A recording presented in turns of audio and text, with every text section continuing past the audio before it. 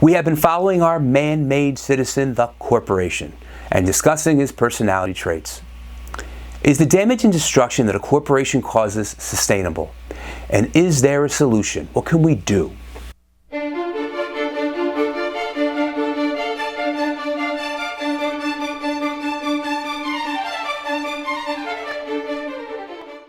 Welcome to PA Voter Information Network. This is Larry DeMarco, your host. Do you watch my YouTube channel but haven't subscribed yet? Why not now? It's easy and free. Just click the red button and the bell right beside it, and you will be notified of all new content. This is part 3 of a 3-part series. In part 1, we discuss the laws of a corporation, the man-made citizen. In part 2, we discuss the corporation's psychological profile. And now, we will discuss whether the current corporate model is sustainable and what alternative business models are available. First, a brief review. A corporation's current personality profile. What harm does a citizen with this personality profile cause? What effect has it had on society?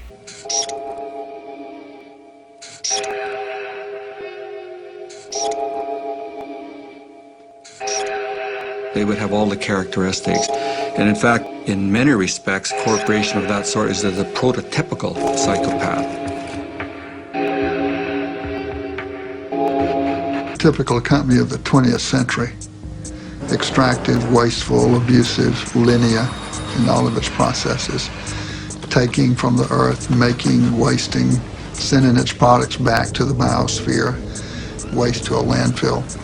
We're leaving a terrible legacy of poison and diminishment of the environment for our grandchildren's grandchildren, generations not yet born.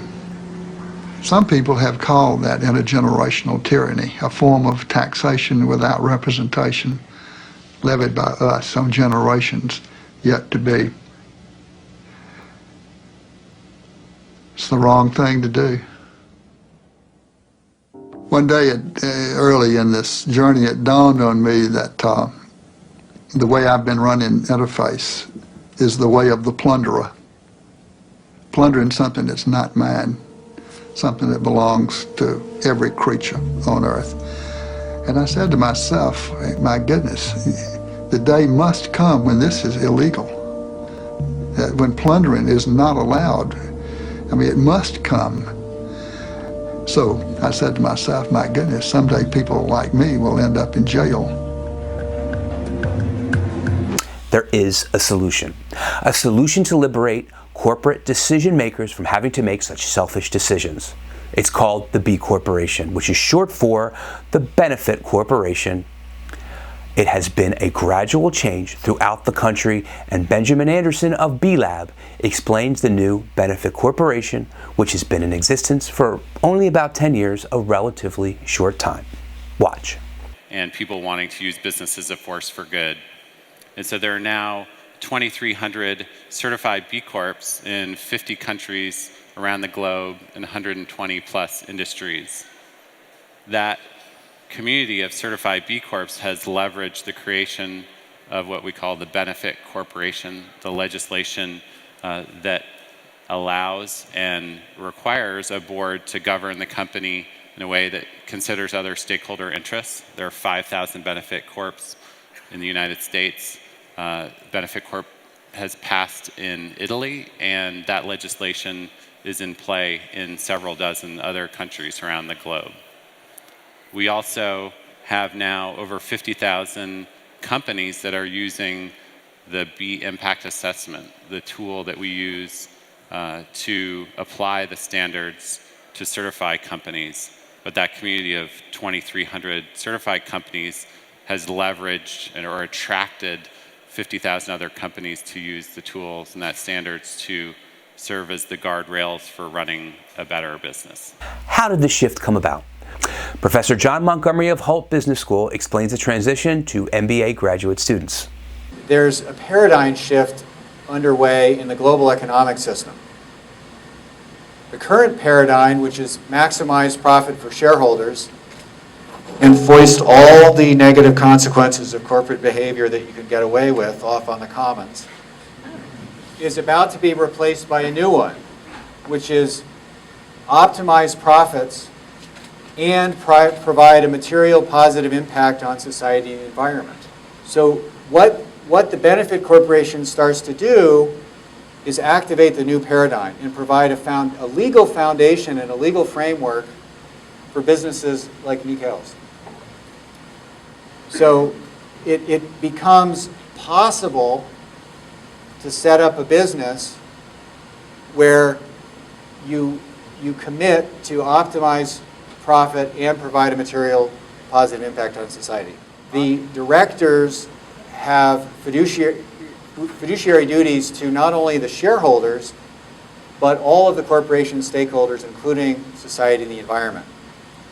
And the company has to measure its performance in providing a material positive impact on society and the environment against an independent third-party standard. That's where the accountability comes in. And you've got a choice. You've got a choice as to whether you want to perpetuate the old paradigm or create the new. That's just it. The problem is the benefit corporation's only a choice, not a requirement. The typical corporation still is free to be a shark and plunderer, and we have to hope that future business owners choose this new paradigm of the new good corporation and reject the old paradigm of the evil plunderer. The profit motive, which drove Futsy to accomplish so much, may bring out the evil as well as the good. Yes, future business owners have the option to select that old psychopathic corporation, or they can choose this new benefit corporation, as legislatures of some states, Pennsylvania included, have made it optional to allow a company to operate in the best interests of all the community as well as the shareholders. But shouldn't it be mandatory? The benefit corporation is supposed to be even a better business model. A Harvard study tested 90 companies and results showed that those who adopted the benefit corporation financially outperformed non-benefit corporations by 5%. So there's incentive to be a good corporate citizen. Another question.